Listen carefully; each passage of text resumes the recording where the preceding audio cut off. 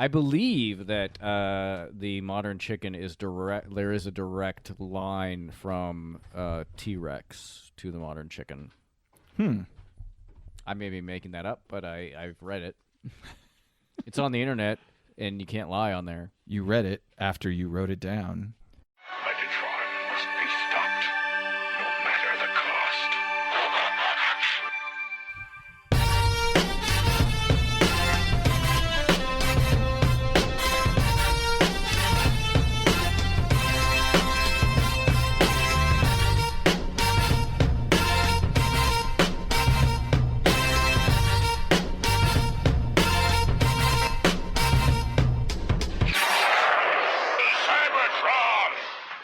Hello, friends. Welcome to the Autopod Decepticast, your bi-weekly podcast that delivers an episode-by-episode breakdown of the original G1 series. This is APD episode number 174. Today we're covering... It's not 174. I guess it's 175. It's not. What is it? It's like 178. Jesus because Christ, I need to 175 was episode 3 of the movie review that Mike and I did. I've done the math. It is episode number 67 of the Transformers 5 Faces of Darkness, part 2. Day 2. This is your host, Aaron, and with me are two chaps I love to do the do with. Please introduce yourselves, fellas. I'm, do the do is your intro. There's no story. I'm Ryan. Hey, I'm Caleb. Beautiful. Guys, how do you feel about the soft drink Mountain Dew? It's awful. Yeah, it's gross. It is a pretty nasty drink. It looks exactly like it tastes. It seems to be like highly addictive. That people chug on that shit. And obviously everyone knows this, I think, but it was invented to be a mixer with whiskey. Really? You're getting ahead of it. The drink of choice for 90s extreme sportsmen and gamer edgelords everywhere. Does have an interesting backstory, as Ryan alluded to. It was started in Tennessee by a couple brothers who initially developed it as a mixer for whiskey.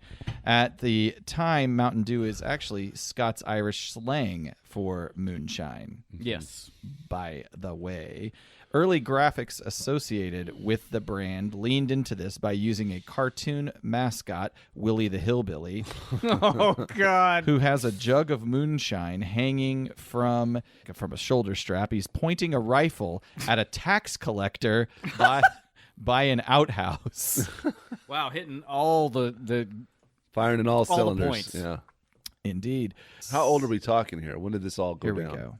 You know, you'd think I From would the include... font, I'm going to guess the 50s. I'm gonna guess. I think it's earlier. Really? I'm gonna guess 60s. It is a pretty cool bottle. It like, is. I really like the old logo. Let's Yeah. settle it. 1940. Oh, shit. Ooh. Wow, Something that's in my old. pocket for you. We're going to war. It's going to be the last time America's good. So you had Willie the Hillbilly, the jug of moonshine, tax collector, outhouse. The image was featured on packaging signs, accompanied by the tagline, "It'll tickle your innards," spelled Y-O-R-E. The brand changed ownership a couple of times and was eventually acquired by PepsiCo in 1964, who redesigned the logo to appeal to younger, outdoorsy folks. Okay. In 2008, the logo was redesigned to the Gen X appeal graphic that we basically know today. It's However, fucking terrible. they've edged it up even further. They got rid of a lot of unnecessary letters, so the primary logo seems to be the letters MTNDEW. So dumb. Many food additives are controversial to one degree or another. As you would imagine, Fugu? there are a ton of ingredients in Mountain Dew to help get that esoteric, citrusy, undefinable flavor with the electric yellow-green color. Yeah, it's the color of the goo from Ninja Turtles. Tartrazine, or yellow number 5, is key to this. Yellow number 5 carries a warning on food packaging in Europe, but not in the United States. Honestly, studies are mixed on the impact of tartrazine. A tiny amount of people have an allergic intolerance. There is some evidence, though weak, that is linked to ADHD behavior in children, not the sugar, of course. That's the myth. Sugar doesn't cause hyperactivity. But in the 1990s, information began to circulate that yellow number 5 impacted penis owners, some claiming that it shrunk the genitals, but the most pervasive rumor was that it laid waste to sperm count. While some reduced their intake of Yellow 5 based on these rumors, others increased their intake of the dew, believing that it had Oh my contraceptive God. properties. And while we That can't sounds like the logic of someone who drinks Mountain Dew.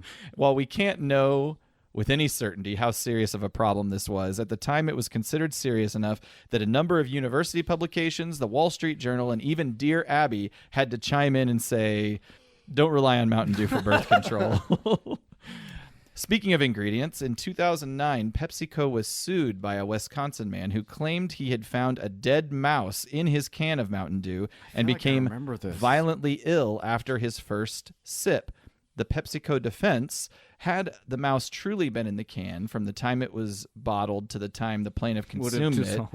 In this case, 74 days, the mouse would not have existed in the state it was found. By 4 to 7 days, calcium in its bones would be gone. By 30 days, it would be completely disintegrated and would have been transformed into a jelly-like substance. God, it's so gross, and it's true. The very case acidic. settled in 2012 for an undisclosed sum. Mountain Dew Lifetime supply of Mountain Dew. Mountain Dew has its flavor competitors, including Coca-Cola's Mellow Yellow and Surge. Dr. Pepper Snapple has a product called Sundrop. Some fun knockoff brands include Fountain Mist, which I keep misreading as Mountain Fist, which is I love that. much better name. That documentary. Mountain Drops, Mountain Yellow, Mountain Holler, Hi-Fi Thanda Dew, Monsoon Dew, Mountain Showers, Mount Chill, Mountain Yeller, Country Mist, Moon Mist, Hillbilly Holler, Hee Haw, I want hee-haw. and perhaps the best is Kickapoo Joy Juice. Jesus Wow. Christ. Is that a local one then? Kickapoo Joy? no, just I don't kick- know. I believe it's a reference to the native tribe, the Yep. Kickapoo Indians. Yes. That's terrible. Yeah, there's a little There- Mountain Dew That's fact. actually you look that's, up real that's, quick what the hee-haw Hy-Vee- Joy Juice is racist. Yeah. Anything going on in your all's lives we want to talk about?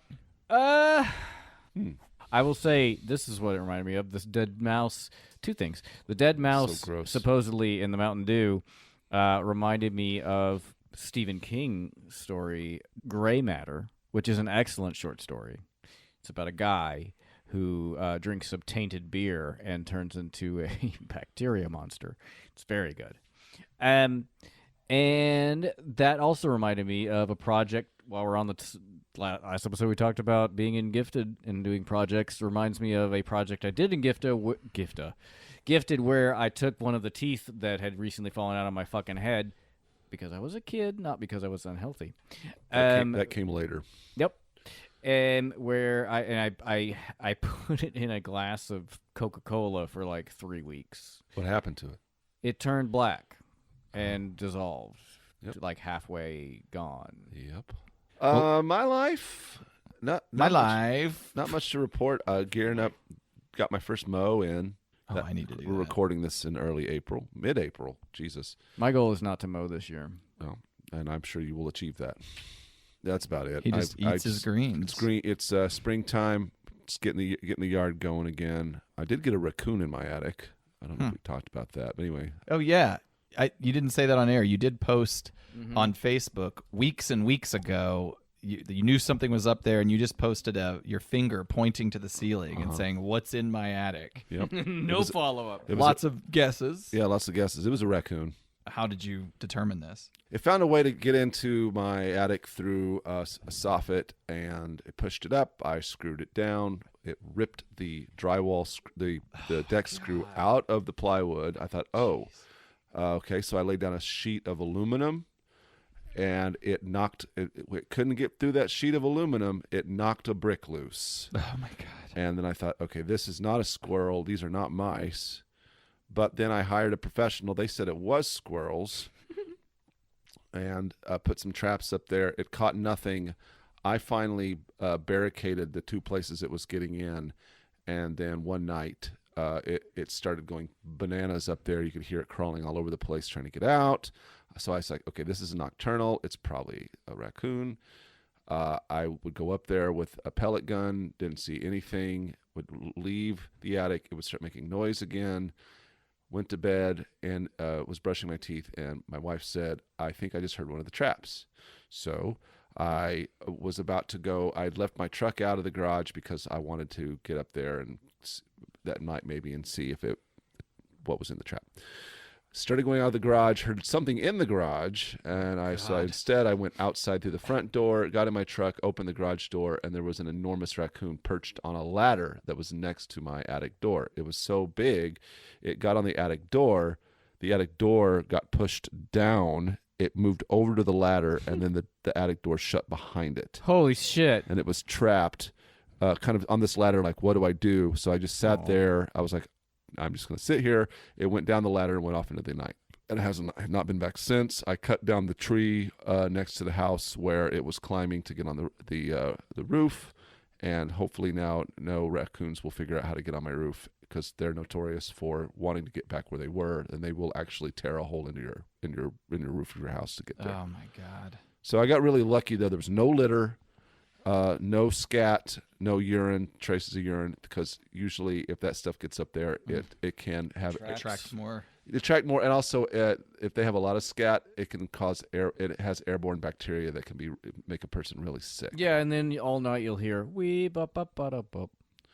The scat man. Yes, that's right, Thank Ryan. you. Mm-hmm. Well, I'm glad we did. I made several references to that song in the last episode. That happened, but everything's good. We're good now. Everything's fine. How are you? That raccoon was delicious. Oh, raccoon is nasty. It's not a good meat. It's a meat that you Have eat you out had of it? desperation. No. Okay. I've read about it. It's a very dark meat. It's very gamey. It's disgusting. I should have I'm bought not- some more I'm not weird in on meat that. whenever we were in Not eat raccoon. Baltimore, because that place we went to, I can't remember the name of it. The market. That market. The first place we ate. Whatever. Fadeley's. Yes, that sounds right. Fadleys. That's right. That's right. Fadleys. Yeah, they sold like possum and Yeah. other weird shit, and Yeah. I'm like, why? How did I not buy that? Because would you have flown home Also, with it? We would have eaten it yeah. there. I mean, it would have been bad because we were delayed by like a day. Yeah. I don't. So, It's kind of a but risk. whenever I came back from Europe, I packed my suitcase with a bunch of food. But then That's illegal. not cooked food. Oh. Okay. Yeah, we had a kitchen where I went, and I was like, I'm not leaving all this. You just shit. flew all your cooked food home. Yep.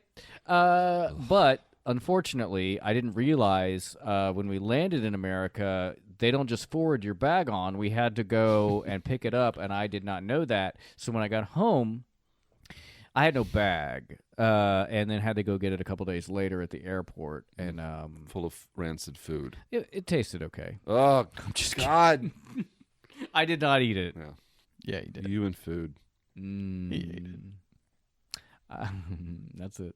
I'm trying to think. I don't have anything going on. I saw you do a post the other day, Caleb, about Bradford pears and cutting yours down. Yes. I don't know if it's Missouri or the Springfield Park Board that has a program where if you cut down a Bradford pear, It's the Missouri Department of Conservation. Missouri Department of Conservation, and they'll give you a new tree Yes. indigenous to the area. I have 4 giant Bradford Yeah, pears they in all- my they backyard. all need to go. I want to get rid of them so badly, but I can't cut them down on my own. I don't know how expensive it'll be to cut it down. And to make use of those new trees, you would need to pull it up from the roots. Yeah, so I can't plant it exactly where this stump of the old Bradford will be. I'll have to read up on what's the good distance to plant a sapling away from it. I'll basically have to tear apart my whole backyard to make this work because the previous owner, I mean, it's this whole landscaping thing that's built up on They're- gravel. it's a And I've road. got, The whole thing is that they grow fast, so they're appealing Right. really quick, but they're Yeah. a nasty invasive tree, and also they're just super soft Yeah, they're wood, and they weak. just break, and you get an ice storm, and it's going to knock out power. And Yeah. they look like shit, and so it's I'm afraid to deal with it, but I know I need to. But it's going to be expensive, I'm assuming. could be. The one I have in my front yard is very small. Now I have one on the south side of my yard. It's very large. Welcome to Arbor Day talk. But my dad says that we can also probably cut that one down by ourselves too. So I'll probably try to do that. he just runs up and pushes it over. He Will probably you and your would. dad come to my house and help me? It's a lot of work. You guys can have all the wood I don't want as this. payment. I don't really. Don't you have a fireplace? Am I imagining that? You mean? I have 2 fireplaces, but one is a a lot of pellet it you don't burner, want to burn. A and lot of one's it you just gas. take it to your local recycle center and Burn it. disperse. Anyway, I don't. We're getting way off track. I need here. a wood chipper, honestly. Actually, kind of feeding off of that, we did have city utilities a couple of months ago come through because they are replacing some of the lines in this area, and so they cut down that.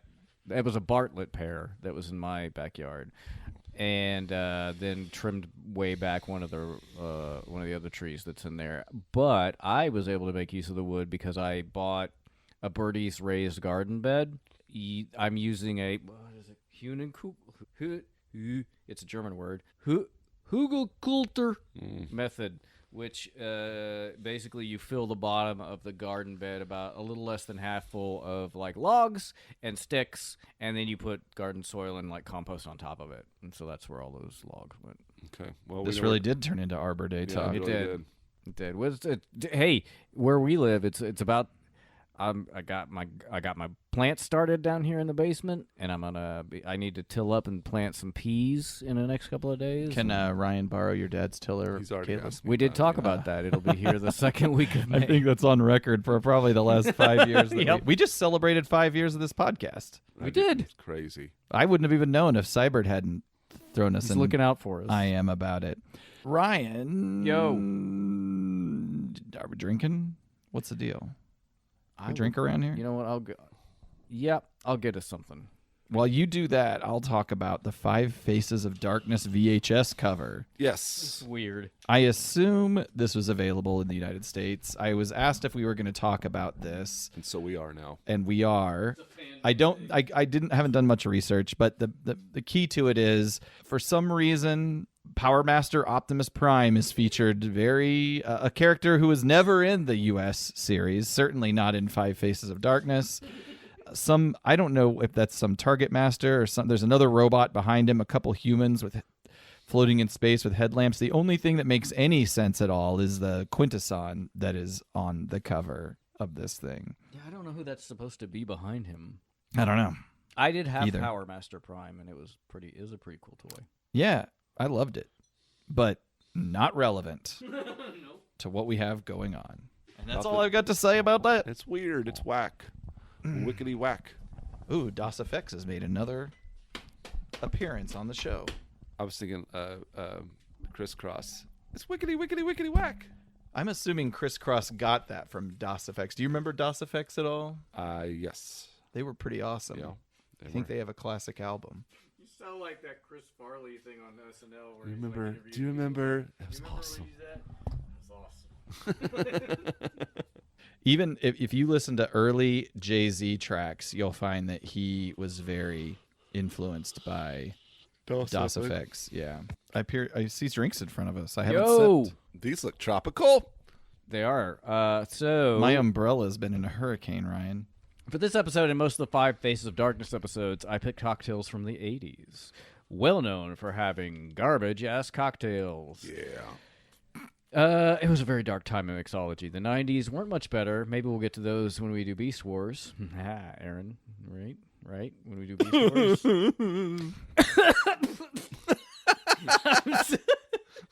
I'm certain the Cosmopolitan will make a terrible appearance. What about a Chocotini or something? Ugh. Yeah, apple teeny. I did choose some fun 80s ones that, while none of them are particularly complex or interesting, are very consumable and fun, which is pretty much like a good liquid embodiment of the 80s. So here we have the Sex on the Beach. According to my research, this drink was supposedly created by Ted Pizzio at Confetti's Bar in Florida in the mid-80s. He was supposedly trying to move new peach schnapps spirit just released in the area. The bartender is also known as Teddy Confetti, which is fun and cute. I don't know if any of that's true, but the Sex on the Beach is 2 ounces, 60 mils of orange juice, 2 ounces of cranberry juice, 1 ounce, 15 mils of peach liqueur, 2 ounces of vodka, shake with ice and pour over ice, fresh ice, preferably in a fun beach glass. I need hurricane glasses, which is what this should really be in. Listeners, if you want to give me hurricane glasses, I will accept them because they're very hard to find unless you just want to buy a box of them. Like, I can't find any at thrift stores or anything. That's So why I- Ryan's starting his new thing. You've heard of Yeah, buy me. like- You've heard of buy me a drink. No, buy me a drink glass. Hey, I'm glad you brought it up, Caleb. Buy me a drink. Buy Hey, me a what would you drink. like us to drink, listeners? You have the opportunity to buy us a drink for a donation of $5 Freedom Dollars. You can tell me to make your favorite cocktail. PayPal us $5 at APODcast. Let us know what you want to drink, why you want me to make it, who you are, anything else you'd like me to shout out. Again, if you're a Patreon donor at any level, you don't have to. Just message me, and I'll make the drink for you as well. So You guys should really do this, by the way. Listeners, do it now. Yeah. The garnish on this cocktail, dealer's choice. I chose an orange slice, a maraschino cherry, and a paper umbrella. Seems appropriate. I think mint would also work really well with this. There's a Mr. Boston version of this drink with pineapple juice. Don't make it. It's disgusting. Boston. It's very sweet and very gross. Cheers. Cheers.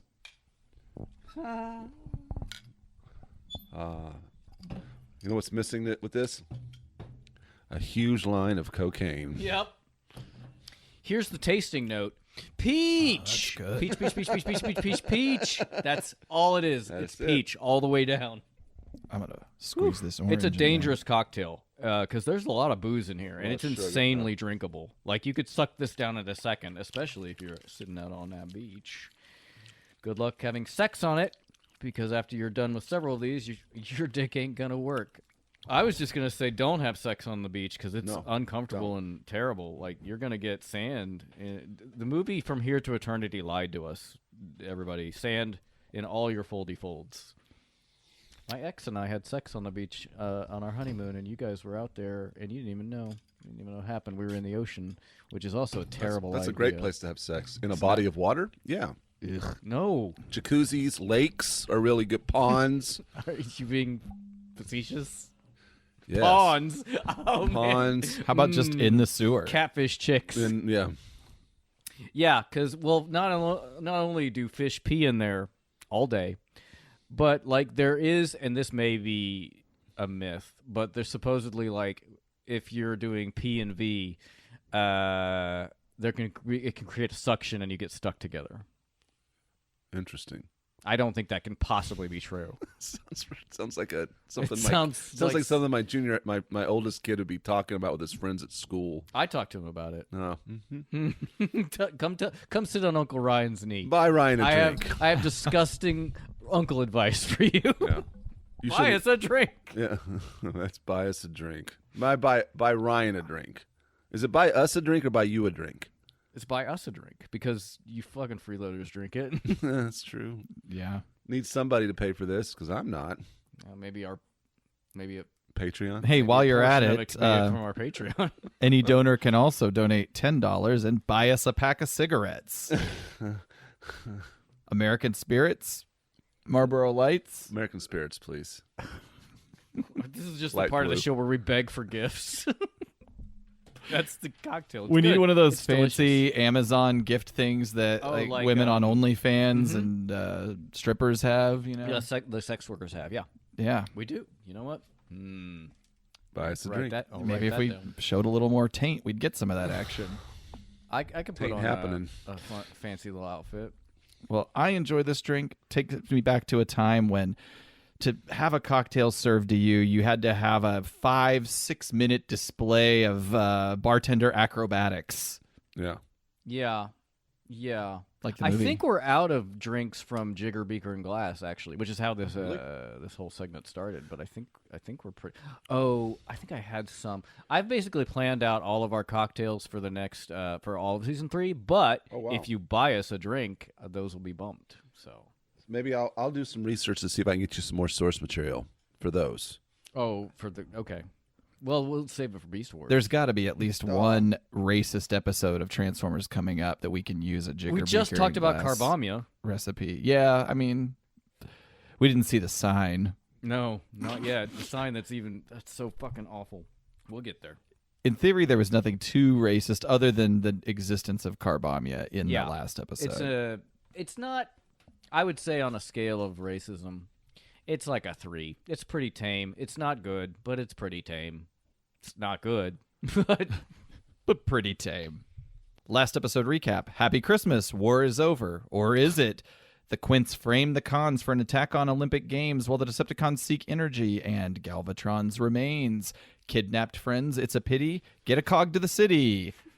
Decepticon life is very shitty. ACOM, Dilly, let's go. You worked a lot harder on that than the intro. I talked about Mountain Dew. Oh, that was okay. Yeah, you're right. You're right. What do you want, man? Just the beginning of the intro was very short, and I was taken off guard. Yeah. We get another recap. The war's over. Autobots won. Decepticons no doing good. Finding Galvatron is their only hope, frankly. I think that takes us up to the 2 minute and 30 This is a very second long recap of the last episode. Yeah. I mean, it's 2 minutes and 30 seconds. I don't know why. Because they don't do... I mean, I guess you're right. All of these connect. So it is like a last time. But it's really long. But we also have to recap the movie a little bit. Yeah. I do like the pairing. Layers of recaps here. I mean, we start right from where the last episode stopped, but I like the pairing of Grimlock and Rodimus Prime. Sure. You love Grimlock. I do love Grimlock, and these guys seem to genuinely enjoy each other's presence. Yeah. Yeah, if I was at Rodimus Prime and I'm like, I'm going to Char, and Perceptor was like, I'll accompany you, I'd be looking over at Grimlock, hoping he volunteers. Yeah. We're on Char. Grimlock and Rodimus, you might recall, they were spying on the Decepticons, some feeling sympathy, others feeling less so, and they were discovered, were shot down off the big rocky pillar they were on, and they are on the ground being confronted by the Decepticons and fired upon. This is so... Okay, I was annoyed right off the bat here. So, okay. We'll see in just a second. The Decepticon lasers don't really work because they're out of power. Mm-hmm. But why don't the Autobots' guns seemingly have any effect on who we come to know are seriously reduced Decepticons? They keep firing at them, and nothing happens. Well, I'm watching, and I'm not seeing them really getting any shots off. Well, we'll see in a second. Yeah, the Decepticons are out of power, so they just advance on the Autobots. Yeah. They're like... Let's trample. Like, it's going to be melee and trample. Yeah. I just thought it would have been so much more interesting and, it's not dumb to have Rodimus and Grimlock, two supposedly full strong power. Yeah. Autobots, just plow through these fuckers. Yeah, I agree. And Grimlock is built for that. Yeah. And they're shooting them, the Decepticons, it's doing and nothing to them. happens. Yeah. It's so annoying, and I'll tell you why. Even up to Rodimus just unleashing a stream of laser on Rumble, and nothing's happening. I think this is the new Decepticon strategy. The whole time they should have just walked toward him. Yeah. Yeah, and we'll talk about why it's dumb, and the answer is because ACOM, not because script.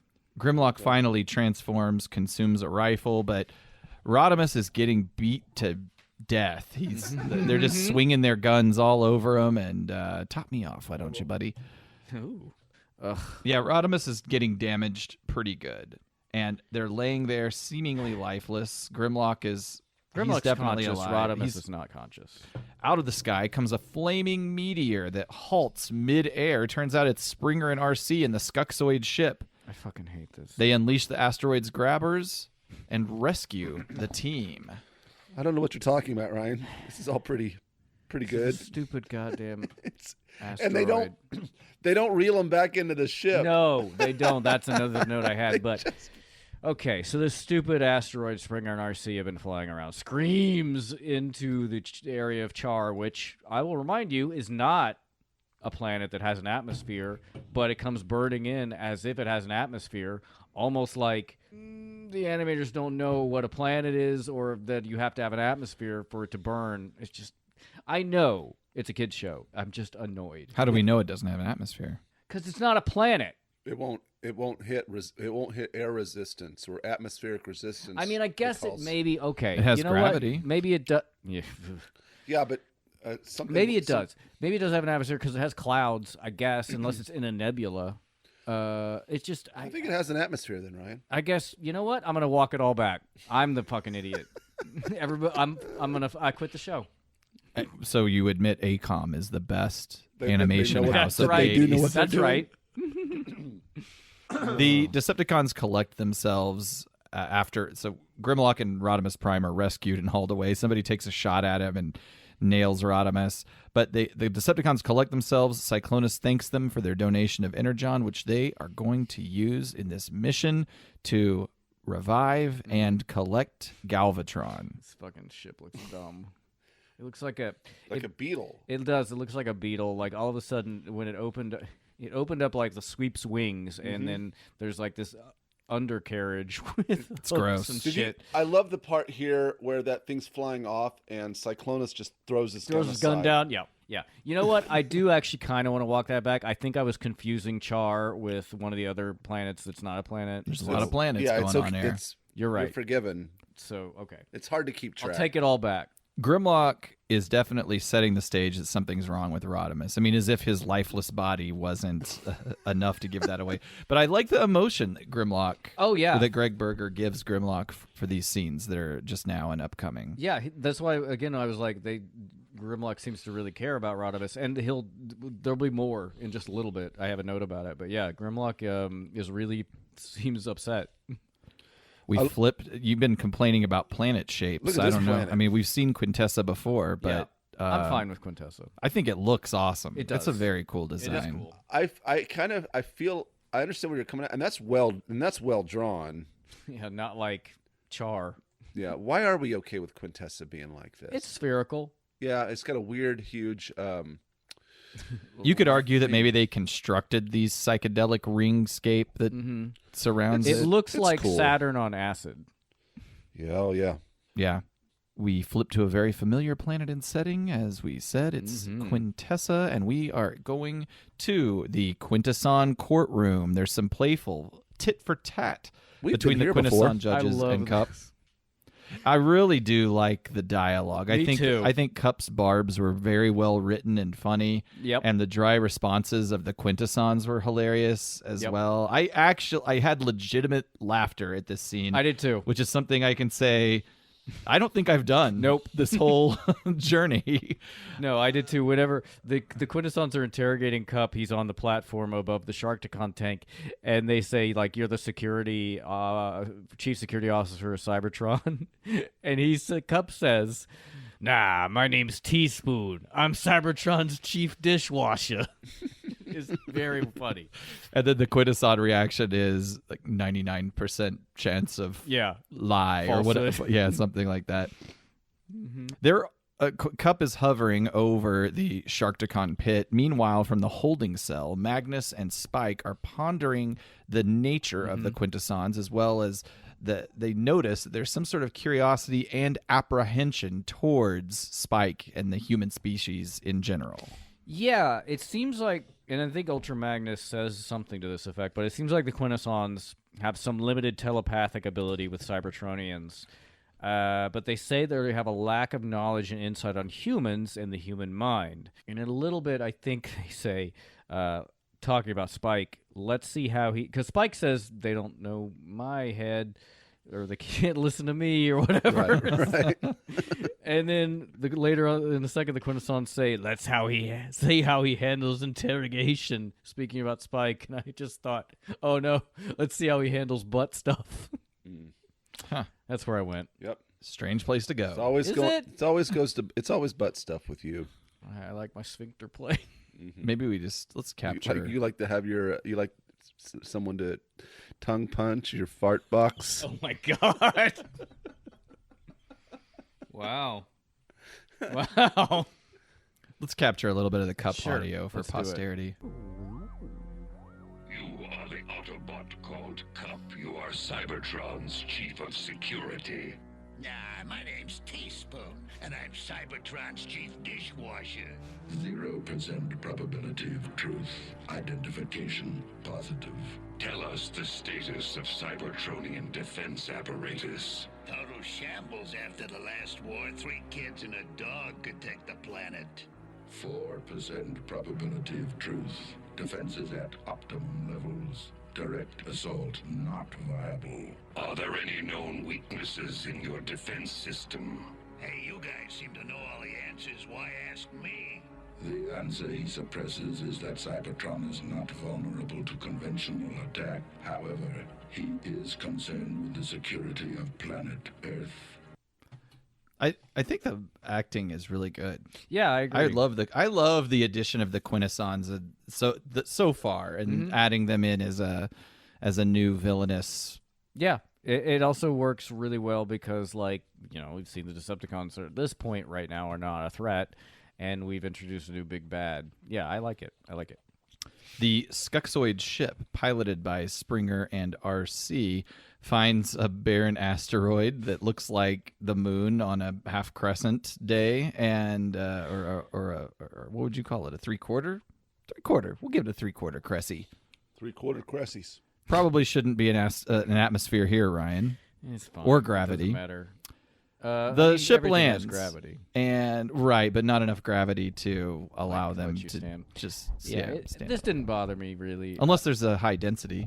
Yeah, it could be lead. Yeah, you're They right. gently Caleb. place Rodimus and Grimlock on They the don't ground. bring them on board. They just carry them in these fucking amusement park claw arm game appendages all the way across the stars and land them on this fucking garbage planet. Rodimus is not doing so well. Grimlock begs Rodimus to wake up.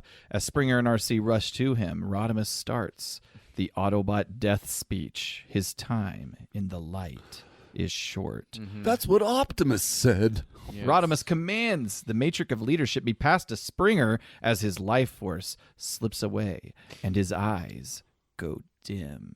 So, Rodimus says, "My time in the light is short." And RC says, "That's what Optimus Prime said when he was dying." Nope. He didn't say Nope. No, it fucking is not what he said. It's not even remotely close to what he said at all. What did Optimus Prime say? Do not grieve. Soon I will become one with the Matrix. Why do I maybe there's a Bernstein Bears Mandela effect here, because I read that as well, that's not what he says, but I feel like I remember him saying that. My time in the light is short. Nope. Not in the movie. Huh. Nope. Was it a Ron Friedman line? I don't think so. I'd have to go back and check my notes, and I will. But I don't think that's a good question. Maybe we've seen versions. Maybe you've seen versions of the movie where they put that line in the movie to help this part make sense. Retroactive. Don't know It's about just that. very poorly animated ACOM animation that they just inserted in. But for also, it's not home Peter viewing. Cullen. No, they It's just say like, they just my say it- time in the Yeah, light they is say it- they say it really- short. I would say they say it fast, try to fit it in between lines. They had John Machida do it.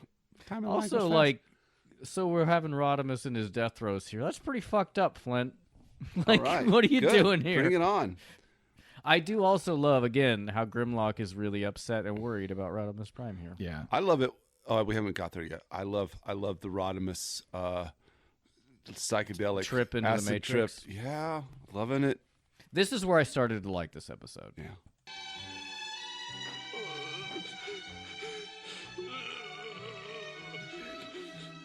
His life force has slipped away. The music is great. It is like like the string version of the theme song slowed down. Yeah. We went to commercial, and now we're back from commercial. And if you can't tell by the sounds of those soft strings, things aren't looking good. Rodimus Prime has passed away. No life force at all. That's all I want. I love it. But Rodimus can't be dead. The Matrix would have emerged from his chest. But if he's not dead, where's his life force? Fuck it. Fuck it. Yeah. I love this part. And then it's like, I mean, it looks like fucking shit. then you start playing White Rabbit by Jefferson. Do. That's a good idea for a video to put out there for us. You guys won't do it. There's other movies that kind of have that thing going. It's almost like 2001 Space Odyssey kind of deal. Yeah, very The best much. movie ever. It's a great movie. It's not a bad movie. The recent movie Mandy, when Nicolas Cage tastes this jar that's got some tainted acid in it. By the way, go watch the movie Mandy's Mandy. good. I like Mandy. His face melts. That's kind of what happens here. The answer to the life essence thing lies in the button of peyote that I just ingested. The camera dives deep into the electric psyche of Rodimus Prime. We ride the ultralight beam all the way down to the depths I think of this the is a matrix pretty of impressive leadership. sequence. Okay. Okay.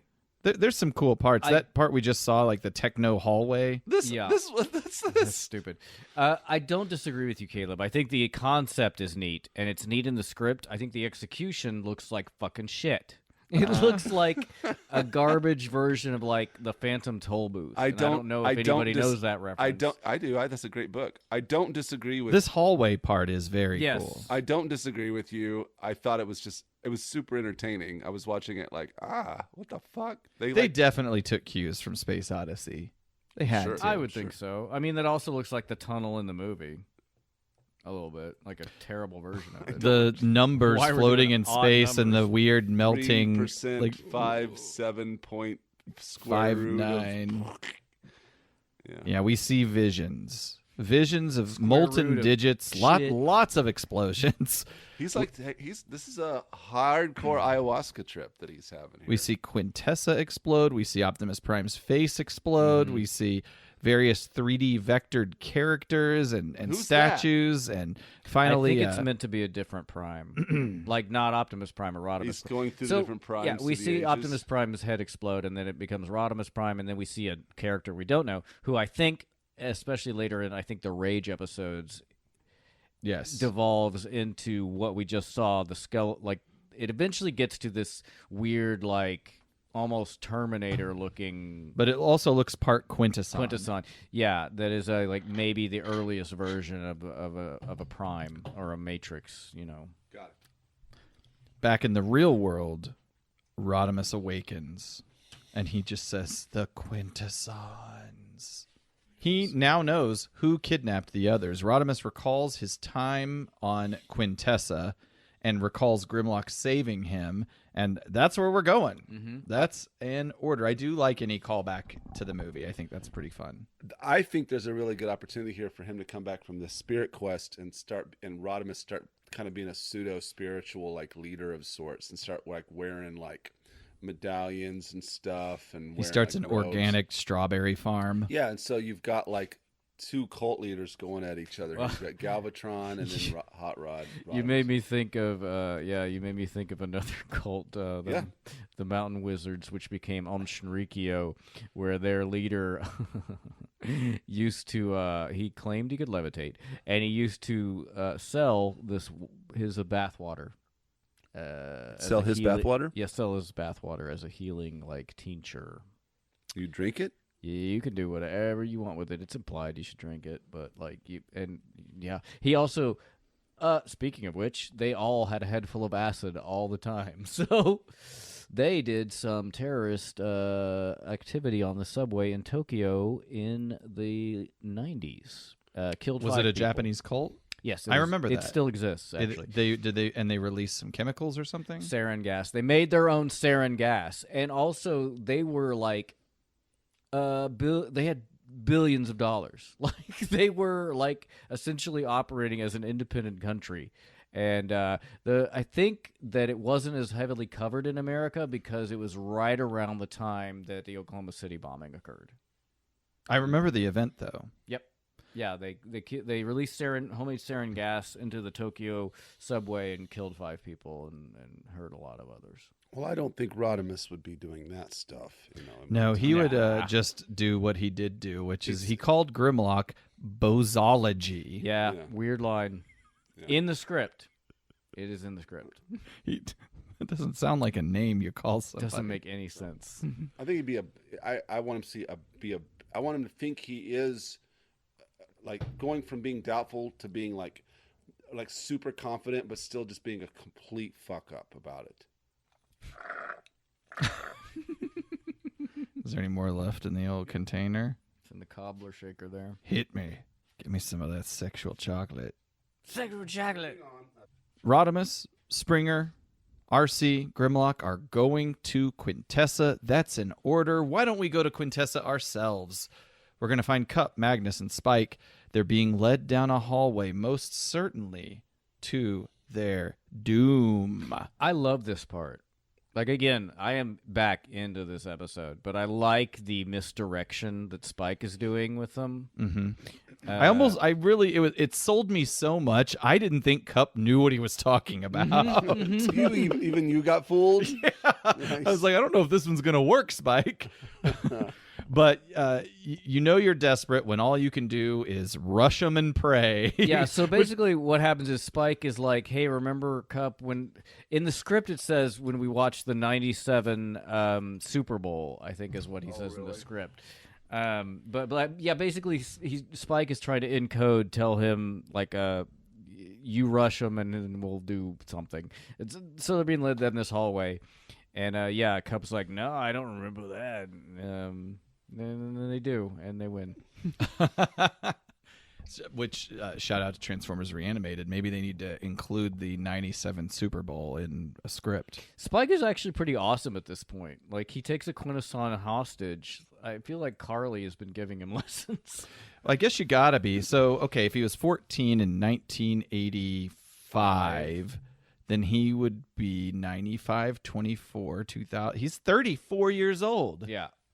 By the way, the Super Bowl for '97, the Green Bay Packers beat the New England Patriots. I remember that. It has and actually I went down a rabbit hole of Super Bowl halftime shows, and this one was a notoriously bad one. Aren't they all? They are, but they're people. But the last one was awesome. But they haven't been. They always haven't been like some big time like artist. You know, that's only a thing that's only happened over the past 20 years. But even in the 90s, it was super wackadoo. And so this halftime show for Cab Calloway. It was the Blues Brothers. Oh my God! So it wasn't even. It was a fictional character. Yeah, it was John Goodman and Dan Aykroyd and fuck. John Goodman? No, John Goodman. The Belushi who's alive. Yeah, yeah, Jim Belushi. Was it John or John? Which one's alive? Which one? I think Jim. Jim Belushi. Yeah, The I've seen parts untalented of it. It's awful. Anyway, I remember that's what Aerosmith doing it in the 90s. I don't think so. I think they did it in the 2000s. Okay. Anyway, I would love to see Reanimated incorporate that into this. They should. By the way, check out Reanimated, everybody. Which, whenever this was written, they wouldn't have known who was going to be in that Super Bowl. Well, of course, yeah, they can't predict. No, I know. I'm just thinking, like, what if the Super Bowl were second, like, wait a minute, in the Transformers they had such and such, so I guess we have to kind of go with. We have to do a rush 'em and pray play. No, my brain was disconnected, and I was thinking that. I wonder if there was an element of that rush 'em and pray sort of mentality to that Super Bowl, but there wouldn't have been because it hadn't happened yet in real life. Right. So it was still stupid, but just not in the way that you thought I was stupid. The prisoners knock out the guards. They take a Quintesson hostage. They march into the courtroom, demand their release, or their Quint captive becomes bluey juice. Yeah. Unexpectedly, the judges sentence their friend Deliberata to death. Mm-hmm. Deliberata praises the decision, and the pit is open. The team falls into the murky Sharkticon waters. Yeah, it's pretty cold-blooded. Like, the rest of the Quintessons are like, nah, you don't have a hostage. Judge Deliberata is expendable, and the judge celebrates the decision. The judge is like, yep. And they drop them all into the pit. And then they have to start fighting. It's pretty fucking Sharkticons. awesome. This Quintesson pit seems more shallow than it. The Quintessons say something to the effect of, pay us no mind, we just like to watch right here. Yeah. And I'm like, oh, space cucks. But did they lower their platform to see them? I think it's meant to be a TV screen. Okay. Well, I thought it was like they're looking. Yeah? They're Okay. looking at that, but yeah. I can get that. Why do you have to have a screen that opens up and This closes? is so you can see. They'd like to watch. But the thing is, it should just be a camera. But instead, what's even more fucked up is that we have to watch them watch. It's a two-way event. Yes, you get to watch. Yeah, exactly. I'm watching the Quintessons watch me die. Oh no, stepson, I'm stuck in a dryer. Here we go. Instead of that, let's head to the planet Thrall, and we're accompanied by some sick Metroid-style music, by the way. Scourge flies to remove Galvatron from the plasma pool that he is encased in. Galvatron is alive and not happy to be disturbed from his slumber. He takes the opportunity to beat the living shit out of Cyclonus. He's unhinged in a terrifying way. Do they ever really give him the Energon? I don't understand why the Energon's you're right. necessary. I guess to power.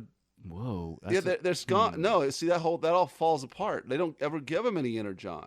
In fact, he's supercharged. Yeah, from right his now. plasma bag. You could maybe argue they needed it for fuel to go get him, but they were just there. Just them, yeah. Yeah, no, that's all gone out the window at this point. I don't know if this is very good. No, it's yeah, it's weird. It's of course it's I all didn't weird. even think of that, but you're completely right. Yeah, The well, it's Energon hard never to, dude. plays Look how a much has happened since then. It's hard to remember that kind of stuff. Galvatron regains some modicum of sense and seems happy to see his comrades. We go to commercial on a very tight portrait of Galvatron's face covered in sparking electrodes, likely indicative of some kind of mania, Mental wouldn't you illness. say? Yeah. The Emperor is back, but there is a lot of violence before that all happens. He knocks Cyclonus he into appears to- the plasma lava several times. He blows up a rock for no reason. I think he uppercuts a sweep into the lava as well. Straight up, like it. I thought he was murdering them because he shoots a bunch of sweeps, but later they're fine. I didn't write any notes on it, but it's interesting how Scourge is actually the smart one in this situation, and he steps up and says something along the lines of, I didn't understand, but now I do understand your Something like your that. power, and basically placates Galvatron to stop Trying to murder fucking everybody up. We go to commercial. We're going to come back from commercial. and see what we just described, basically. And when we do, we see Springer, RC, Grimlock. Not yet, but oh yeah, you're right. No, I'm sorry. You think I didn't watch this? So, did they write in the insanity part because obviously they couldn't have Leonard Nimoy in, and so they had such a different voice actor that they had to have some reason for him to sound that different, or did it just No, work out that way? That's not why. But Flint does write in that he's crazy. Okay, We'll get there. cool. The question becomes, I think this is one of the points of debate between Greg Tansley, Unfunny Nerd Tangent, TF Reanimated, and I around, is Galvatron and Megatron, are they the same person? Do they like discussed earlier? Or- does Galvatron have memories from Being Megatron. Megatron. Correct, yeah, that's the main. I think so. And you would probably be on the same page as him. He basically, his take, and maybe this should be saved for the movie and we can go into it in more detail, but the take is that they're just the same. They're exactly the same. The only reason Galvatron seems different is because he has been made insane by his time in these plasma pits. But the way that Galvatron talks about Megatron in third person in the movie throws me off, and the way other people talk about him kind of throws me off. And I guess, but he does seem to say- have a different personality. It's true, but he does say in the movie that he killed Optimus Prime. Well, he says first Optimus Prime. But So he has memory of Optimus Prime dying, whether or not it's by his hand or Is he not. taking credit for? Sure. Does Galvatron? Well, he does says- Galvatron take credit for killing Optimus Prime? He says first Prime, then Ultra Magnus, now you, implying he killed all three. or maybe he's saying that those Autobots have died, and now maybe he's not taking He credit. lists That's what I'm every saying. It's Autobot not that dies. It's not specific. He doesn't say first in my previous body I killed Optimus Prime.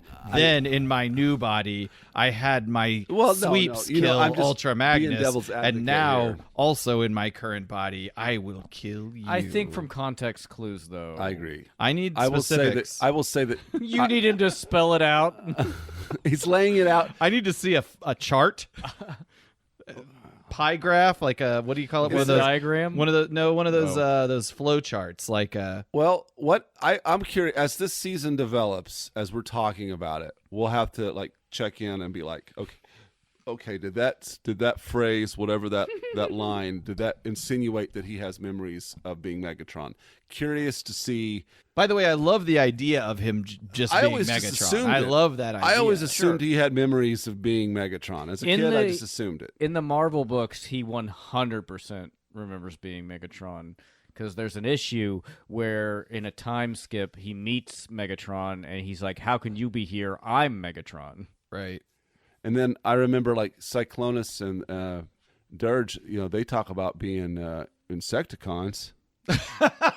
Cyclonus and Scourge. Remember we is were what just you buzzing meant. around, What do they eating call them them? fields Turge. and dumping over Turge, the Scourge. threshers. Yeah.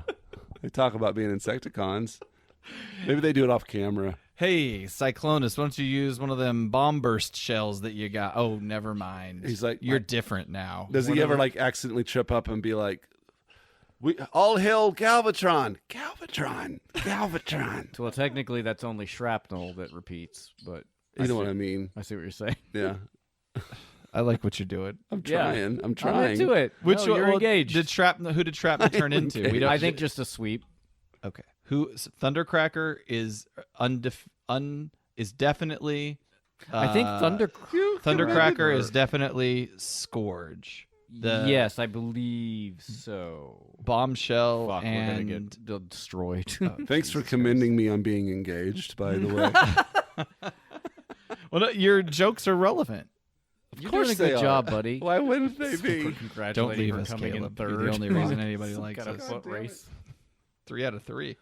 All right. What are we watching here? Some Springer RC, Grimlock, blown Hot up. Rod. They're flying through space in the spiky Scuxoid ship.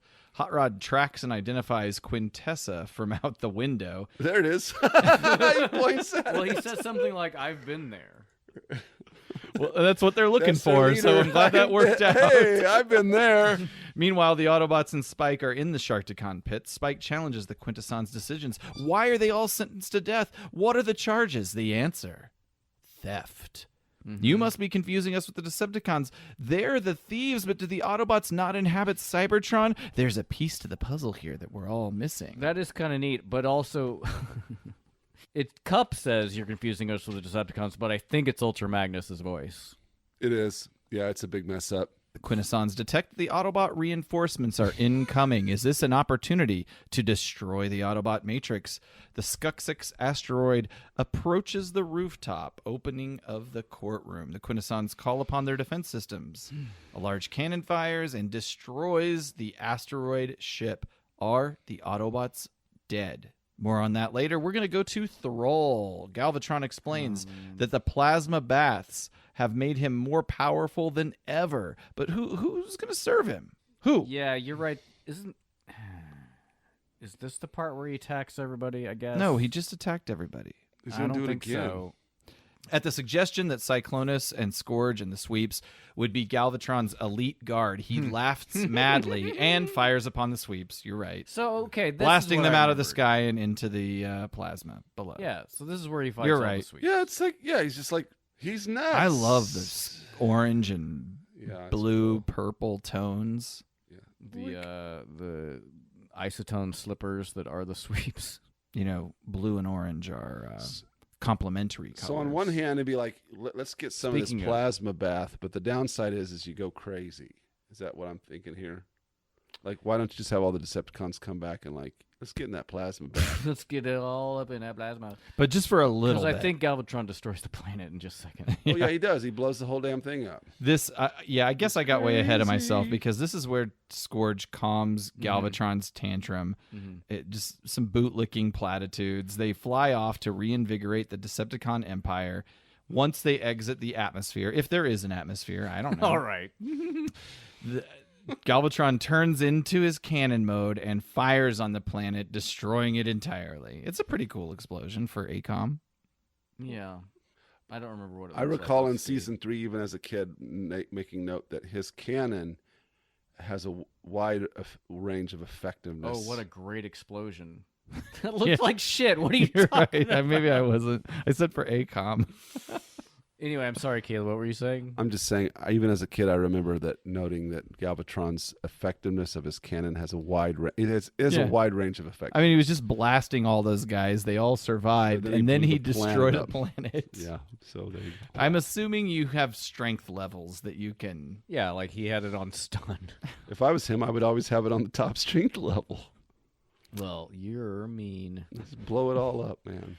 Back on Quintessa, the Autobots battle the Sharkticons. RC, Grimlock, and Rodimus swoop in, hanging on Springer. I guess he's very powerful to be able to hold all them Look up. at this. When we see RC with her badass cup I know. in her Ooh, butt. yeah. And her rifle. Mhm. Curves. It's awesome. Grimlock's hanging off the bottom. I didn't notice that before. The judges He eject. can fly. Yeah, that's true. Why is he just not flying? The judges eject from their thrones and fly in there. He even does a backflip as he jumps off It's- of the. It's very dumb and bad. Yeah, there's a little bit of goofy. I don't know if slapstick is the right word, but the Quintessons eject from their thrones. They fly past Grimlock. He just crashes on their chairs. It just It's reminded. awkward. Yeah. Springer picks up Magnus, Spike, and Cup. He's just hauling a lot of people for a helicopter that small. They're dragging yeah, that's along. right. They take Judge Deliberata. Oh yeah, with there he them. is. Meanwhile, and this might be contentious. You have Broadside and the aerial bots. I was show going to up ask to you save if that the was crew. broadside. Okay. They Yeah. fire on the defenses, effectively taking them down. So Quintessa's, they're managing pretty well offensively. The Quintessons are escaping in their trademark corkscrew ship. They aim to detonate their home planet in a fire explosion in an attempt to destroy the Autobot Matrix, which none of this makes sense from a timing standpoint. Because the Autobots are well on their way off the planet by the time the Quintessons blow up It's the also planet. like, wow, you guys are willing to destroy your home planet to kill the Matrix? It's that big a deal. Seems bold. All right. They want Cybertron back. We don't know. Well, yeah. We assume that maybe they're connected to Cybertron. Theft. I mean, Rodimus did have that vision. He had a vision of. He didn't have a vision of anything. We don't know what his vision meant at all. Well, Quintessa exploded in his vision. Right. Okay. Yeah. And maybe he recognized that some of the characters had some Quintessonian attributes to their face shape. all right, I'll give it to you. You win this. I mean, I noticed it. I mean, So- that is actually the same explosion we do see in his vision. So you're right. And that's in the Quintessa. And Yeah, we it's- go to What about all commercial. those fish? We go to commercial. Actually, we go to it's the End end. of the episode. It's end of the episodes. I didn't even say that the aerial bots swooped in, picked up the Autobots. the aerial The bots au- arrive in broadside. Yeah. That was my question for you. I'm like, is that supposed to be broadside? It is one of his. So Broadside's animation models are historic unto themselves. There's a lot of that he had. There's some old toy catalogs that had some prototypes of the character before they had finished it. And so as a result, he has two completely different animation models. Even his vehicular models are very different. They don't refer to him as Broadside. That we'll see that ship get destroyed in the next episode. Oh. So And the they only never rea- refer to him as Broadside, No. and technically it may not be Broadside, but it is definitely his animation It model. is, and the only reason I wondered if that's who that was is because he has Autobot symbols on his wings. Other than that, I would just thought the aerial bots, and I'm like, oh, good, the aerial bots are here, fantastic. that I just thought Maybe they they've were cleaned up their act just in the in a last ship. 20 years. Yeah, That's the end. that's the end. That's the end. Yeah. I was going to talk about toys. The Broadside thing is all I really had. No, there's no... It's relevant to what we saw on screen. And it's more relevant next episode, actually, because the character... Or because that ship gets destroyed. And then Broadside shows up like Lord. a minute later. Voice actors. We have if indeed Broadside, that is Broadside. He didn't speak, but the character of Broadside was voiced by William E. Martin, who was a singer, songwriter, and actor. The role most meaningfully to me was that he did Shredder in later seasons of the Teenage Mutant Ninja Turtles. Yeah, because originally it was Uncle Phil. He did some voice acting, GoBots, Real Ghostbusters, an announcer on Not Necessarily the News, a handful of video games. He was also the writer of the movie Harry and the Hendersons. Oh, I love that movie. Cool. So Get out of here. We don't want you. The Transformers are now 1 degree from John Lithgow. Love it. It's a funny 30 Rock episode where they watch Harry and the Hendersons with John Lithgow in the playing John Lithgow in the show. It's very funny. I'm sure it was. Yeah, sorry. Take us to the real world. Hey, we were getting there. In the real world. Y'all. 5 Faces of Darkness Part 2 aired a day after our last episode, September 16th, 1986. These all aired a day after each other. It was 1 week in September. What a week. What a series! So no new news on songs, no new news on movies. Shut up. The American Top 40. Since the 5 Faces miniseries aired over the course of a single week, it came as no surprise for the next several shows. The number one song and movie will be the same. So I picked some other favorites of mine from this year that we won't cover. What I mean is we won't cover them in any other episode. Today we're talking about Starship's song Sarah, which reached number 1 on the U.S. Billboard Hot 100 for 3 weeks. You do know it. Sarah, Sarah, something's happening in your eyes. Sarah. You definitely know the song. Caleb, look it up, and we'll do it. This was... Caleb, look it up, dum. This was a band. I mean, I guess you may not know it because you obviously are along. We all know that you hate Starship. I'm on record. Yep, because I wrote that. I'm not a fan of really even Jefferson Airplane. I don't think I like any versions of Jefferson Airplane. White Rabbit. I don't even like that song. Huh. All right, moving on. This band was the second number 1 hit after the song Aaron hates. We built this city on... And that's Starship. That's Starship. Uh-huh. It was on their first album since the band changed its name to Starship. The music video features a very formative early sexual stirring actor for me, Rebecca De Mornay, as the song's titular character of Sarah. Rebecca De Mornay is probably best known for being the star of The Hand That Rocks the Cradle. Sarah is named for the lead singer Mickey Thomas's real-life wife at the time, even though he didn't write the song. This video is very confusing, and I believe the Wikipedia explanation for it is even more confusing. The song and video are obviously about loss, but here's what the intro on Wikipedia says. The music video for Sarah prominently features the actress Rebecca De Mornay as the song's titular character, and Thomas in a storyline about a relationship ending on a Dust Bowl farm in the Midwest, with frequent flashbacks to what is presumably Thomas's character in childhood and the tornado that wrecked his home and took the life of his beloved mother. It ends with a panoramic view of the farm, with Thomas walking down the dirt road Rebecca drove down when she left him at the beginning of the song, and another dust cloud forming. The flashback portions of the music video were set in the 1950s and directed by Francis Delia. Now, either the writer of that entry or the director of this video don't know what the Dust Bowl was, because that happened in the 30s, and there were 2 tornadoes and no dust clouds.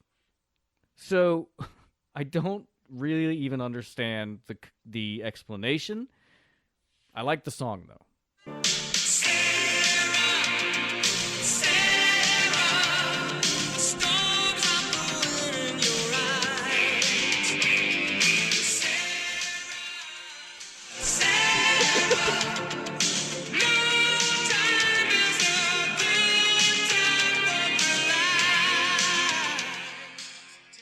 You know that song, Aaron? I don't recognize it. Wow. But I gotta say, Interesting. I don't hate it. Well, we'll turn you around yet. We'll make you a Starship lover. That's the name of my porno. Starship lover. Starship It's lover. just me fucking a ship. Number You one. could fuck some of the ships we've seen in Yeah, this. you could. up to now. I mean, I could fuck anything. We'll start a segment where we rate like. Can you fuck it? Would you fuck this starship? I'm sure Rhett and Link would love that reference. Number one at the box office. The actual number one movie at this time was Stand By Me, as we talked about. Sure. So I picked the number one for 2 weeks in August of '86. The sci-fi horror film The Fly, starring Jeff Goldblum and Gina Davis. You guys seen this movie? Oh yeah. It's terrifying. I never have. Really? Disturbs me. Yeah, it's Cronenberg. Yeah, it's. So- Nope. If you were afraid there wasn't going to be enough body horror, like I said, it was directed by Cronenberg, who made several other classic sci-fi horror favorites of mine: Scanners, Videodrome, and Naked Lunch. Probably the weirdest one of those. Did he do They Live? No, that was George Romero. Oh, I was way off. I've read Naked Lunch. That's a trip. Yeah, it's fucking strange. It's really strange. There's like this Stream of living conscious- typewriter. Ugh, Yeah, it's really just weird. hallucinations and problems. Problems. Yeah. The Fly is a remake of the 1958 version of the movie with Vincent Price. I would put this up there with The Thing. John Carpenter is The Thing, and John Carpenter also made They Live. I apologize. That was John Carpenter. What a faux They pas. Live. I know. I'm going to get canceled by the horror community. You're bad, and you should feel bad. I would say that The Fly is probably in the vein of The Thing for the best remake ever. Like, they're both superior to their originals. The tagline on the poster, and actually spoken in the movie, is where we get the phrase, "Be afraid, be very afraid." You guys know that phrase? Yeah. Looking at me, vacant eyes. No, I do. If you've never seen it, do. But basically, Jeff Goldblum plays a scientist working on teleportation technology. He tests it on himself, and it seems to work, but there was a fly inside the pod with him. Oops. And the computer gets confused. Oops. It's just the name of the movie is Oops. It pretty much should be. Gets confused and splices the two together on a molecular genetic level. At first, there's no obvious problems. In fact, Goldblum begins to change, like getting stronger and faster. But his personality also begins to change, and eventually he degrades into an escalatingly gross fly hybrid creature, and it's great. This film won the Academy Award for Best Makeup and spawned a sequel in 1989 with Eric Stoltz, which I actually do enjoy. It's not as good, but I like it. They look great. They both look great, and the effects totally hold up. Brundlefly, which is what Goldblum calls his mutated form because his last name is Brundle, eventually loses his teeth and spits acid onto his food to dissolve it and suck it up like a fly. It's so gross. It is. And that vomit was made from honey, eggs, and milk, which also seems way grosser than anything I could have guessed. Like, Jeff Goldblum had that in his mouth. That's why he makes the big bucks. And and you know what? If you're wanting to see some more Jeff Goldblum body than Jurassic Park, go watch The Fly. There's a lot of shirtless Goldblum. Hell of a torso. Yeah, he's a very attractive man. The film grossed $60.6 million on a $9 million budget, the largest commercial success of Cronenberg's career. And the design of the telepods was inspired by the engine cylinder of Cronenberg's classic Ducati 450 Desmo motorcycle, which you can see here. That basically inverted is what the pods look like. Holy shit. Here's something I didn't realize. It was produced by Mel Brooks. Really? No shit. Yeah, but he kept that hush-hush because he was afraid that people would not take the film seriously. Good move. He actually produced a lot of very serious films with his production company that just weren't Mel Brooks films. Still alive. Mel Brooks still doing Yeah, shit. he's like 93 or something. He's still doing stuff. R.I.P. Carl Reiner, one of his partners in buddies. Contemporaries, Yeah. yeah. I'm picturing, or shout out to Serge Bomba, just like typing a tweet to correct you on the John Carpenter mix-up. He's like angrily luckily saying, you, and then I get luckily to you it. corrected yourself Yeah. before he was able to hit send in this world that I'm inventing. I Shout feel- out to I Serge feel Bomba. Bad about it. What's up, Serge Bomba? Fun facts from this week in history. Boing. don't know why it went there. Between 1985 and especially what we're going to be ready to talk about, between 1985 and 1986, there were a series of bombings in Paris. Jesus, that's how you start this segment? Boing, perpetrated by the Committee for Solidarity with Arab and Middle Eastern Political Prisoners, CSPPA, which is a stupidly long name. They were demanding the freeing of several detained international terrorists. There were a lot of different nationalities between the members, but mainly it was sponsored by Hezbollah and Iran. There were 12 successful bombings, half of which were planted between the 4th and 17th of September in 1986. 20 people were killed and 255 were injured. And it fucking worked. In September of 86, the French government allegedly sent officials to Syria, concluding a deal with the government in which support of terrorism in France would cease in return for French weapons and economic and diplomatic support for Syria. A similar deal was reportedly made with Iran the next year. So terrorism worked. The UK and the US were not happy that France was like, all right, you got me, you got us. You got the... That's not French. Oh, sacre bleu. You got the...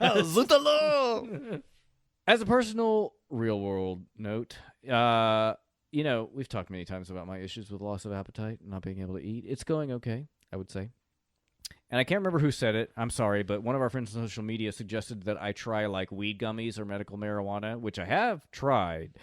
But like every other time I've tried weed, I react very poorly to it. I think I just react poorly to THC, which apparently some people do. I have tried some CBD vape recently, and while it doesn't necessarily seem to help with appetite, it does seem to help me and apparently other people with like anxiety. It doesn't get you high, but there's a tiny head change. For fans of Star Trek TNG, I would say that it's like the equivalent of real alcohol versus synthahol, where you can't get drunk on synthahol and the effects are easily dismissible. Too bad Caleb wasn't in the room for that. I'm familiar with synthahol as a narcotic or depressant in the TNG universe. I wonder if you are. Is alcohol just illegal? No, they have alcohol, but like mostly they drink synthahol. Because synthahol, does it still give you some of the benefits? Yeah, it gives you, like I said, like CBD, where it's like I said, there's the difference between weed and CBD. Like, I've never tried CBD. It gives you I have a little bit. A bit of a head change, but you don't get high. I used to take it before bed, and it helped you sleep. Yeah, and you were out of the room, Caleb, but I was saying that I've tried it, and it doesn't help with my appetite necessarily, because I think I just react badly to THC, but it does seem to help me and like a lot of other people with anxiety. Yep. Yeah, it's good for anxiety. I'm pretty good with anxiety, except sometimes when I go to bed, I have a hard time shutting my brain off. Mm-hmm. And when I say shut my brain off, I don't mean like I'm not looking to like do any like hardcore sedatives, but CHB calms your brain down so that your mind isn't really racing so much. It's just that your brain's more positive, and it reduces your anxiety, and you sleep. You go to sleep better. It's like a I would say it's actually kind of like the effect is similar, but it's a reverse version of like Ritalin, where it organizes your thoughts, but also it's not meth, so it doesn't make you awake. It kind of helps you relax. Yeah, it's like therapy in a bottle.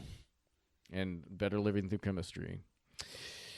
Like I've said, if I could just jumpstart my appetite in the morning, it usually makes things easier. Fruit is good, and I've gotten some high-calorie protein stuff. And West and I recently were like just thinking about, I don't know why pre-sweetened cereals came up, but I bought some Fruity Pebbles and some Captain Crunch, and they're fucking delicious. You and Andy would get along. I like very bland cereals. Grape nuts. I love grape nuts. I love crackling oat bran. Shredded wheat. I love Kicks. I love the large size shredded wheat. Where you put like 2 in a bowl. Mm-hmm. Crack it up. Yep. Crack it in. I love a cereal called Just Right. Is that a poop joke? And kind of. But Andy brings home like this, like over. I was like, I'm trying to get the kids not to eat a lot of sugar, you know. But she comes home with, like, for example, St. Patrick's Day was recent. Lucky Charms. Lucky Charms puts out a special Lucky Charm where it's the marshmallows, but then the rest of the cereal part is chocolate. Holy fuck! So that's the kind of shit she likes to bring home. I mean, it's delicious. Cinnamon Toast Crunch is a baller cereal. I don't particularly Not a care for fan. cinnamon. Yeah, I like it. It's good. Grape Nuts is where it's at, guys. I used to love grape nuts when I was a kid. I'd put sugar on it though, but Yeah. I don't think you need it. You know what's good is to take Honey Nut Cheerios and put sugar on it. No, yeah. Granted, I did when I was a kid. Did put some sugar on the cereal, but some certain ones, Grape Nuts, Kicks, I never would. Kicks, shredded wheat. I like honey on my shredded wheat. Honey's a good sweetener to cereal. Welcome to Cereal Talk, everyone. Yeah, this is a breakfast Talk about corner. them grains. But yeah, and also, I mean, again, it's pretty sweetened. There's a lot of sugar, and it's not necessarily good for you, but it does have a lot of vitamins. And then drinking it, like eating it with whole milk, helps me just get it like 400 calories in my body at a shot. Excellent. That's the real world. You're looking filled out. How much have you gained? Like an application. Nothing. Just haven't lost. There you go. I'm like 130 pounds. Stabilized.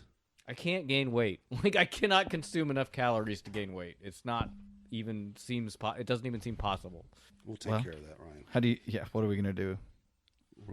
What are we gonna take do? him to Burger King every day? Get him one of them BK broilers. We'll just keep ordering. Delicious. We don't even have to be here. We'll just order Domino's pizza to his house like 2 or 3 times a day. Why have you named 2 of the most disgusting restaurants? Domino's is gross. I do not like it. I I'm burnt out on Domino's. it. I like this is. I think it's a nostalgic thing. I like Pizza Hut thin crust better than Domino's, and that's like saying I like Burger King more than McDonald's. I understand that, but Burger King is better than McDonald's. Yeah. I know, but I'm putting it on that level. There are much better pizzas out there. There's like so many better pizzas. We tried to order from Arby's on DoorDash a month ago, and about 10 minutes after I placed the order, this was 7 p.m. on a weekday. They canceled the order, and Arby's was like, "No, we're closed."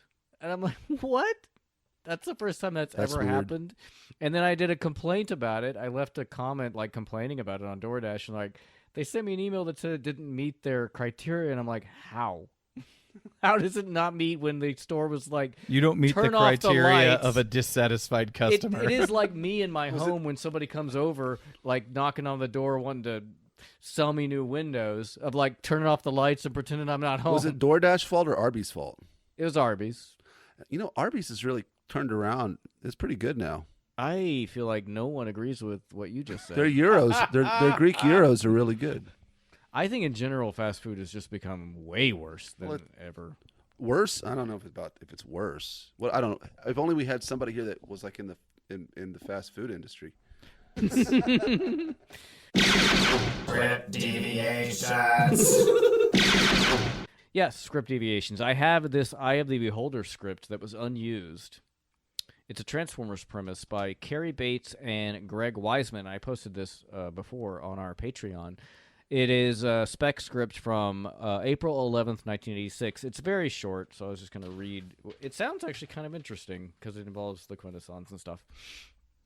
After endless study of Transformer programming specifications, Quarto Quintesson, a young programmer, that's like having the last name Ryan Human, has designed a construct that has a 97% probability of starting a devastating war between the Decepticons and Autobots. The Quintessons send a few Sharkticons to one of Saturn's moons. The Sharkticons drop off the construct and retreat. Earth's sensors detect the Sharkticon intrusion. Rodimus Prime, Spike, Blur, and Bumblebee are in the vicinity on a diplomatic mission. They pause to investigate. After arriving on the moon, they discover the construct. The construct is a small crystalline sculpture, quote-unquote, on a rotating stand. The sculpture looks like an oversized three-dimensional microchip, and as it turns, colored lights reflect through the crystals and soft music is played. And Spike says, "Hey, it's like an old-fashioned music box." but it takes him a few seconds to realize that the Autobots are completely entranced by the beauty of what they perceive in the quote-unquote Ultra Chip. Yada, yada, yada. Eventually, the Decepticons show up and try to take it. And it's essentially like the Cybertronians don't know what art is. Like, they're fighting over this piece, which is just art. There's no purpose to it.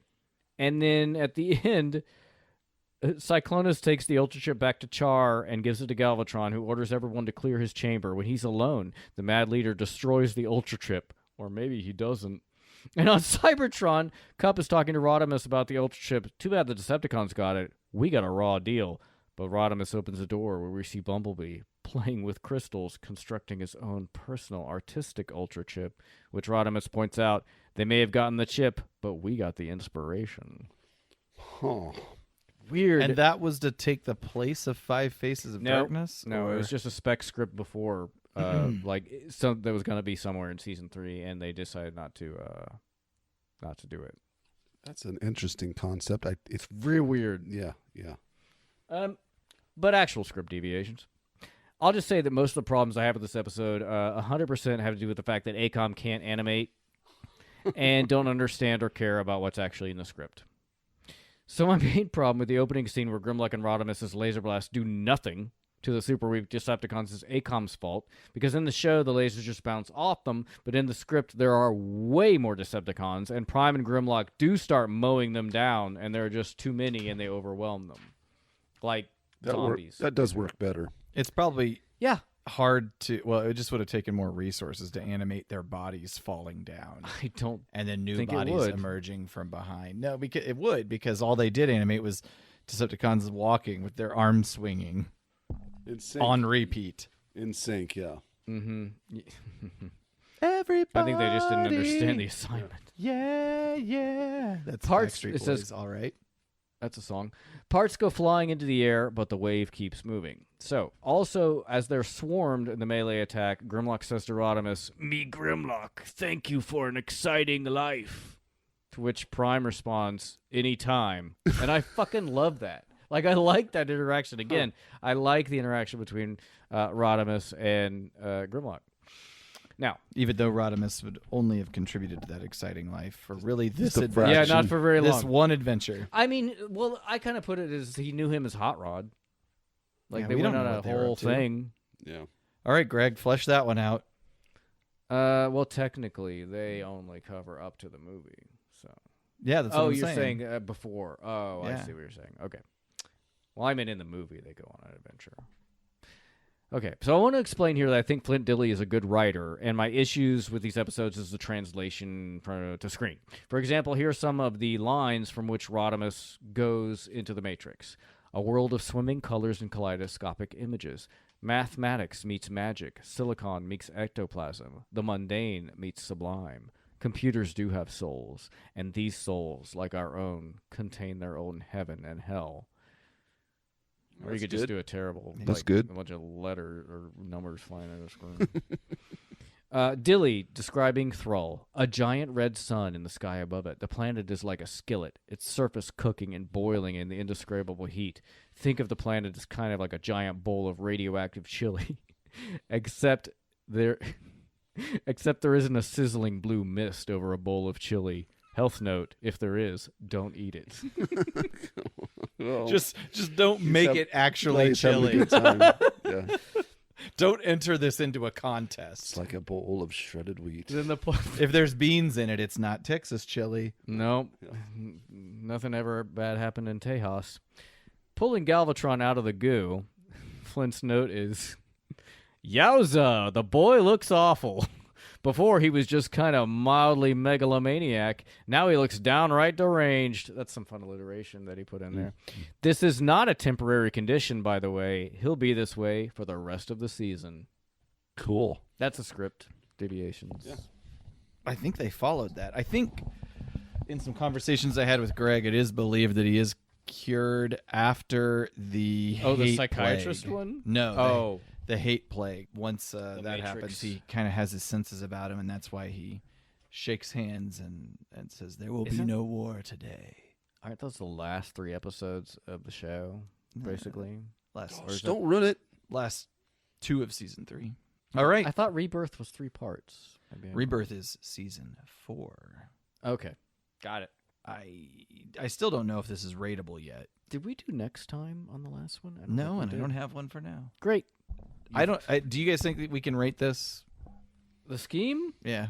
I don't think we know. There's a Quintesson scheme bubbling about. Yeah. The Not Decepticons are starting to reemerge as a presence, maybe. Yeah, we're learning. All right, we have to about- remain it's- neutral. It's implied that they believe the Cybertronians stole their planet, like Cybertron. Yes. So. And the Autobots that now control it would be their primary Adversaries. Okay. Yeah. I think that sums it all up. We totally didn't touch base on the transformation cog. Nope, it did not show up Situation. in this episode. As far as an iconic moment, so many planets exploded.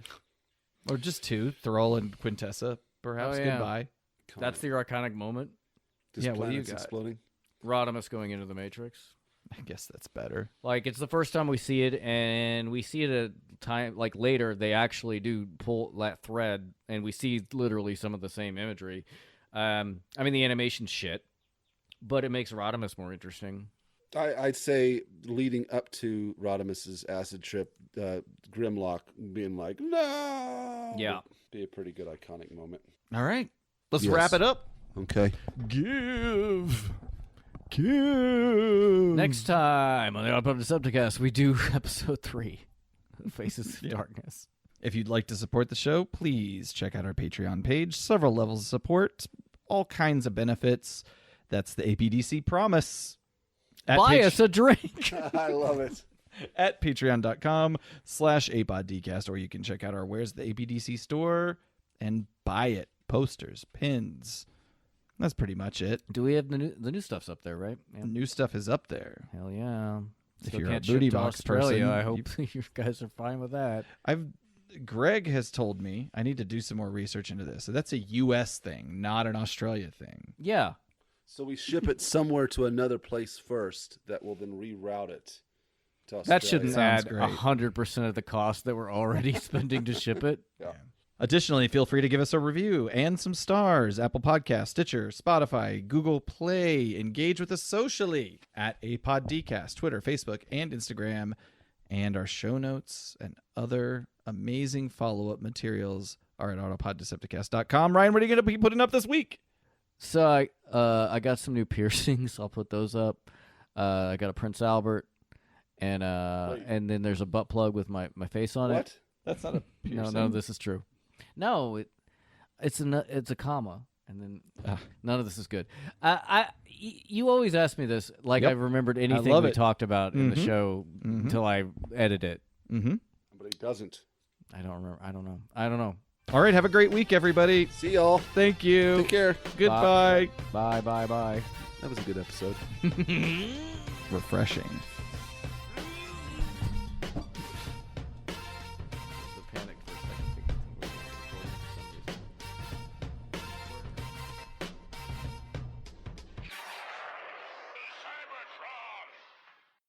Cells is the sponsor of Autopod Decepticast.